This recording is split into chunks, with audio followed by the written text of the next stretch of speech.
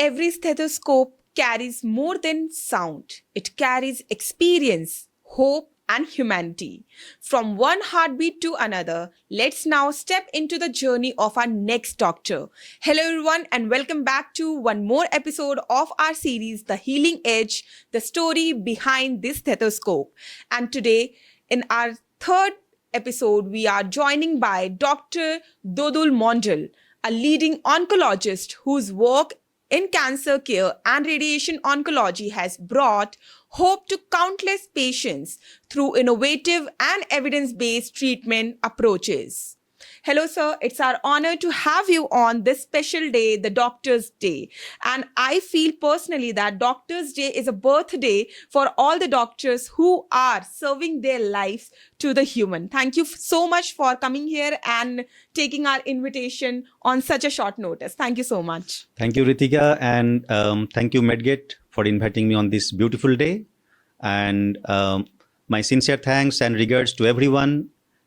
Happy Doctor's Day to all the people who are associated with healthcare sector, and mostly it's towards the doctors, but yes, who are not doctors, but a pillar in the healthcare, starting from the entrepreneurs, the owners of the hospitals, the administrators who are leading the healthcare business and the system, the nurses, the countless people who are not the face of the hospital, but without whose support the hospital cannot run, like the group D staffs, the other ancillary staffs, the dietetics department, everyone. So my sincere regards on this auspicious day. A very, very happy Doctor's Day to all of you. Sir has just mentioned all the people whom I forgot. Thank you so much for covering those people also, because they are the back force of hospital. I know doctor does a lot of things, but if the back force are not there, how will they run? Exactly. Thank you so much for covering it, I would just sir. like to mention very shortly why we celebrate and whose birthday is it. Yeah, definitely. We would like to know this from your side. So Please, if you sir. know, 1st July is the birthday of one of the visionary and legendary doctors of this country, Dr. Bidhan Chandra Roy, who is not only a legend, but his stories of patient care, like they have become like myth. Okay. So a great person, a visionary, an excellent doctor, and a brilliant politician, who not only shaped the healthcare, but also our own state. So I belong to West Bengal. So the state, everything. So he was a leading person everywhere. Okay. And would you mind if I don't behave like an oncologist today? Definitely, sir. It's Doctor's Today Day, we and are I'll be more interested to behave like a doctor, not an oncologist. Definitely, sir. And a human being. We are just taking the doctors who are in front of us as a human being, apart from being a doctor. Because every day everyone asks you about your specialty, as you are the oncologist, about cancer and everything. But today I just want to know who is Dodul Mondal and what's his journey. That's so nice of you. So, sir, from the starting, I would like to say, what Doctor's Day mean to you? It's a so deep question. You know, whenever anyone asks me about particular day, be it Doctor's Day, be it Father's Day, Mother's Day, Brother's Day, whatever it is, I do not believe in any day. I respect the day, I celebrate the day, but every day to me is a doctor's day. Every minute to me is a doctor's minute. Every moment is a doctor's moment. Wow. When I remain busy at hospital, my entire time is dedicated for patient care. Does that mean that when I am outside hospital, I am not concerned for them? Definitely no. I remain available on my phone, on WhatsApp, on messages to countless people, countless patients, their families, or my hospital colleagues who want to reach out to me at any odd hour, and I remain available. That means my entire day is a doctor's day, and is 24/7, 365 for the entire rest of the time I am in this profession. Sir, as you said that you are available 24/7, so it just makes me so curious. If you would not be a doctor, then what profession you would have chosen? Very interesting. I always wanted to answer this question. No one asked me this before. I'm here now. So I wanted to be a nuclear scientist. Oh, wow, sir. It was my dream when I was a student in my school. Okay. And I was preparing for my 10+2. Mm-hmm. So that time, I read some article on one of our leading nuclear scientists from BARC, Bhab Atomic Research Center. Gee. Um, so that influenced me a lot, and I wanted to be a nuclear scientist. And I was a fan of physics. Mm-hmm. And my friends used to call me like the best student in the batch in So physics. you seem Anyone like having a problem of physics, they used to come to me how to solve this. So that was that was a subject which was very close to my heart. So if not doctor, probably I would have become a nuclear scientist. okay, sir. As you said that all your friends had to like come for to you to solve all the physics questions. You seem like a front desk students. I feel like because your Uh, persona says a lot that you must be a. I'm not sure. Were you a bookworm or something? no, I was never a bookworm. Okay. But yes, I was meticulous in my studies. I belong to a family where my parents were teachers. My father was a professor. My mom Okay. was principal of one school. So education was very important in my family. Mm-hmm. And my brothers, they're like all the toppers. And I also was the topper in my school. So since you And can say I your was one of childhood. the toppers in my district in my 10th and 12th exam. Wow. And in med school also, I got multiple honors, gold medal. I topped in subjects. I got awards for them. Wow. Uh, so yes, though I was not a like bookworm, I was never like with my books 24 hours. But yes, I used to be a on time student that I Okay. had to Disciplined complete one. You. my studies on time. I Yes, got it. that I was. Sir, if I ask about your personal hobbies, so what you do to distract your mind, because you are the oncologist, and nowadays we are seeing a lot of rise in the Yes, oncology cases. So it yes. must be very tiring from your mental status to your physical body. So what you do to distract yourself and be in the place of where Dodul Mondal exists? Very interesting question. Tough one. But see, we have two parts, Mm-hmm. body and mind. Yes. Say, for example, if my day starts at 8 with a tumor board in the morning and my day ends at 8 or 9 when I reach back home, my body may be tired. My mind doesn't. Mm-hmm. If I see the first patient at 10 a.m. and I see the last patient at 6 a.m., my mind will be equally strong, thoughtful, analytical, with equal concentration. Wow. So I don't lose concentration at my work. That's So very my great. mind never gets tired. It's never fatigued. Till the time I interact with the last patient, be it even before I go to sleep, I'll be equally thoughtful, analytical, and Vigilant. meticulous, vigilant on all the reports or whatever conversation I'm having. Yes, physical exhaustion is part of Yeah. our profession. So the role of hobbies definitely come for relaxation. Yes. So my hobbies include couple of things. Once upon a time, I was voracious reader of Bengali literature.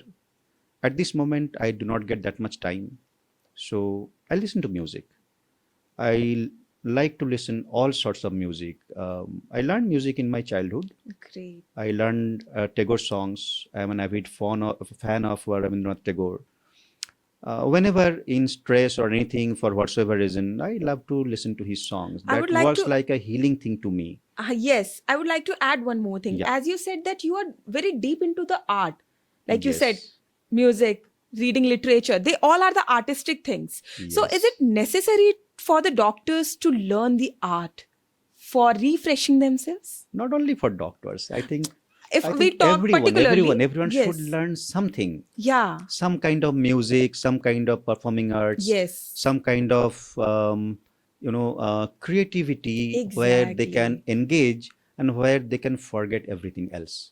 Well So this said. forgetting everything else is very important, Mm-hmm. and that's how you can say uh, detoxifying of mind happens, right? Okay.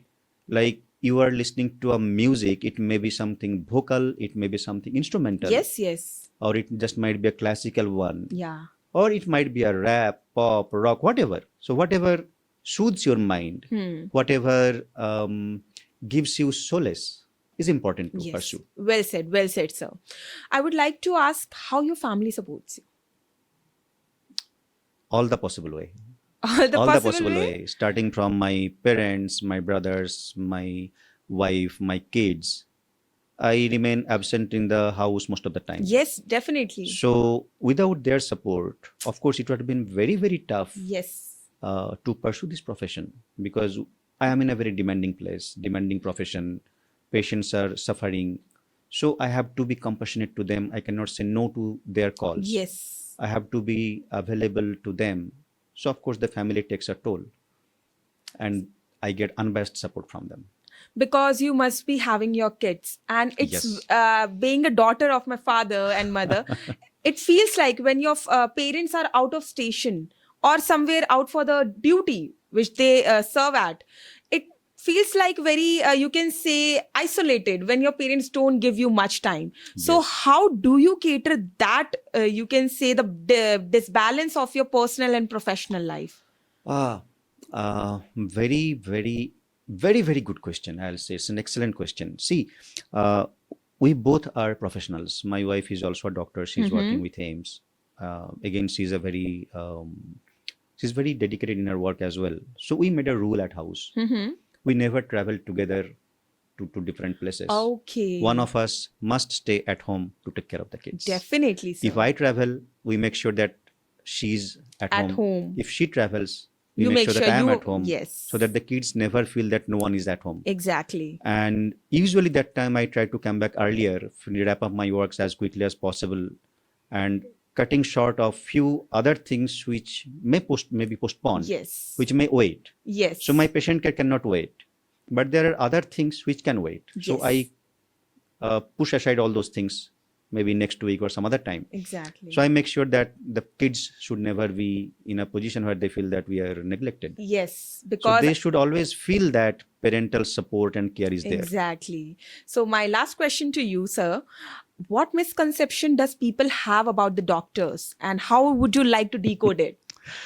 One statement which every suffering humanity comes and then says doctors are gods. Yes. That's a myth. We are not gods. We are human being.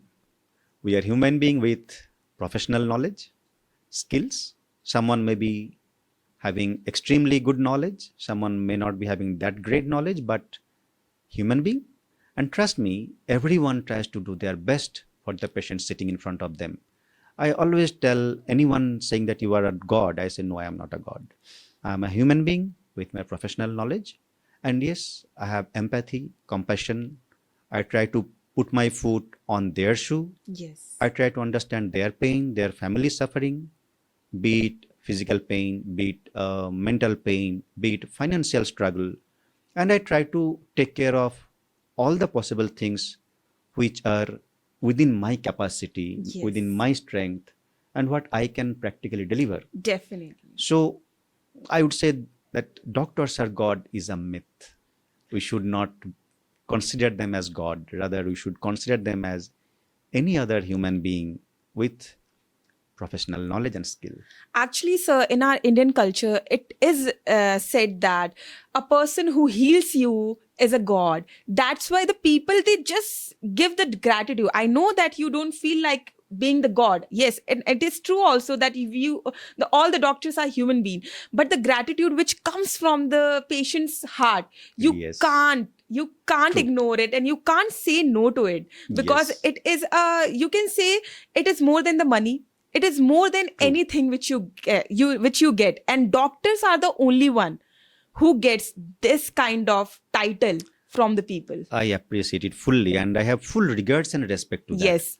It's not demeaning to anyone's sentiment. Yes. But yes, if you see this myth that doctors are God, lead to many dangerous situations, because the expectation from God Exactly. is You extremely just high, extremely snatched high. my words. Right.